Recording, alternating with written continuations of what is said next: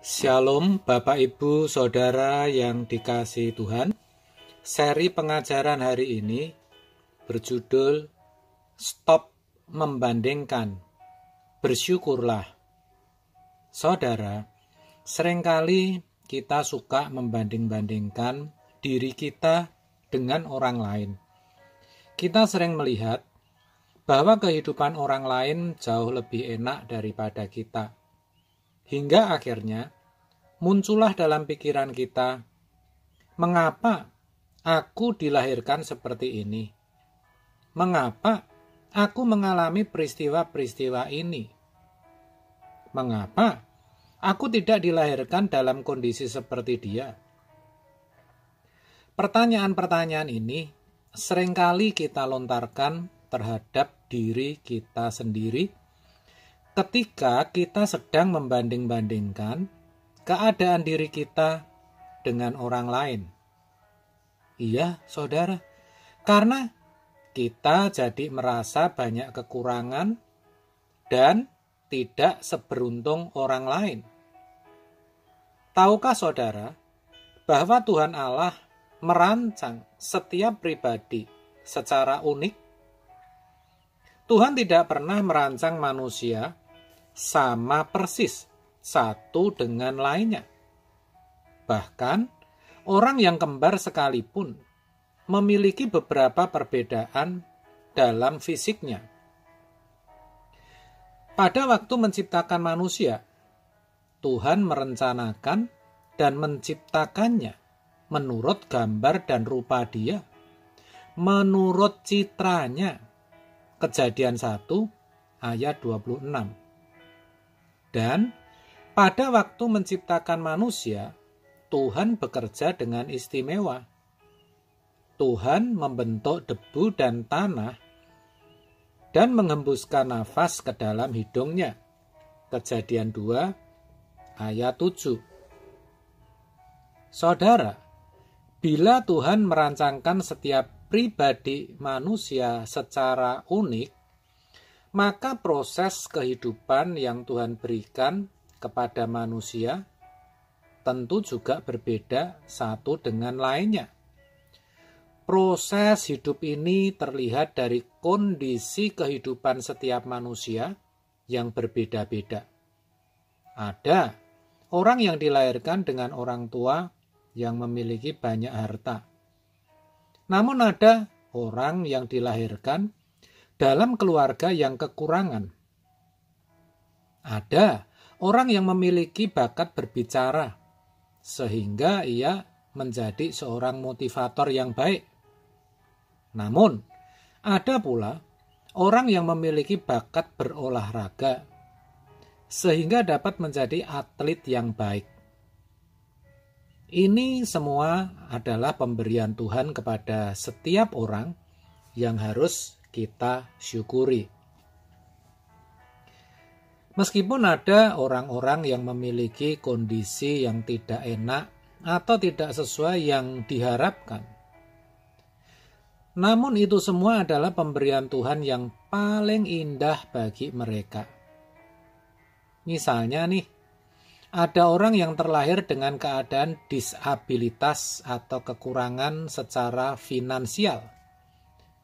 Namun dengan keadaan yang seperti itu, Tuhan sejatinya ingin mendidik mereka untuk dapat mengubah keadaan mereka menjadi lebih baik lagi. Orang disabilitas dapat menggunakan kelebihan yang mereka miliki untuk bekerja. Orang yang kekurangan secara finansial dapat menumbuh kembangkan semangat dan potensi dirinya untuk berjuang dalam berkarir. Oleh karena itu, kita harus selalu bersyukur kepada Tuhan dan berkata bahwa Ia adil dalam segala kehidupan kita.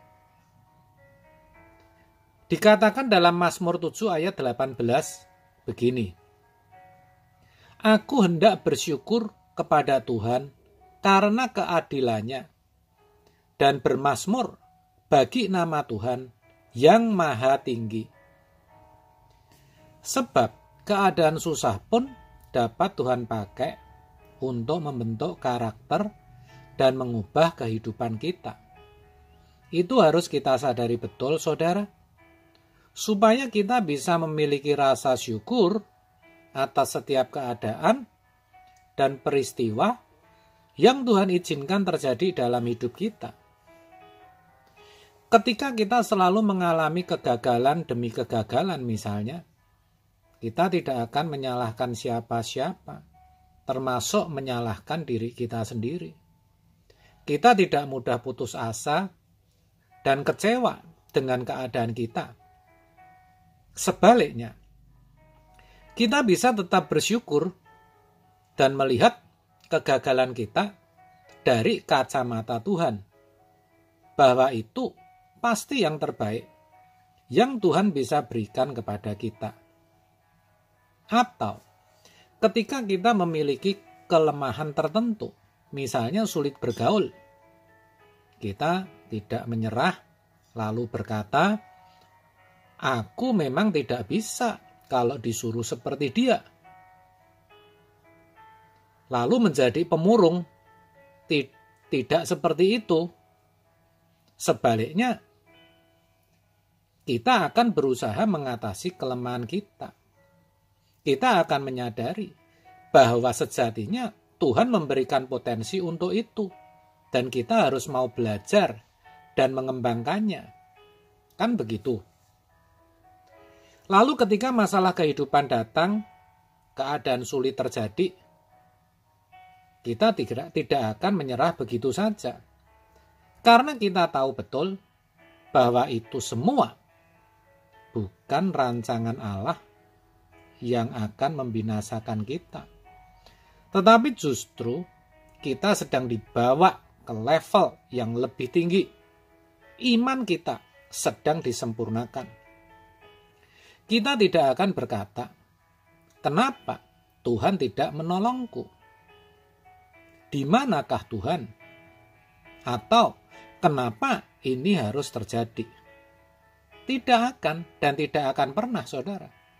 Sebaliknya, kita akan terus mengembangkan potensi yang ada pada diri kita. Kita akan berjuang untuk keluar dari keadaan sulit itu sebisa mungkin dengan cara yang berkenan. Kita akan semakin tekun berdoa, semakin tekun datang ke persekutuan dan ibadah. Kita justru memperkuat iman kita kepada Tuhan. Seperti pengalaman Daud yang dituliskan dalam 1 Samuel 30 ayat 6. Dikatakan demikian. Dan Daud sangat terjepit karena rakyat mengatakan hendak melempari dia dengan batu. Seluruh rakyat itu telah pedih hati, masing-masing karena anaknya laki-laki dan perempuan. Tetapi Daud menguatkan kepercayaannya kepada Tuhan Allahnya. Jelas kan, saudara?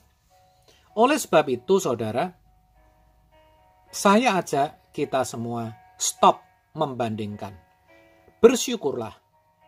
Percayalah, ketika saudara sungguh-sungguh, Roh Kudus menolong saudara. Amin. Tuhan Yesus memberkati.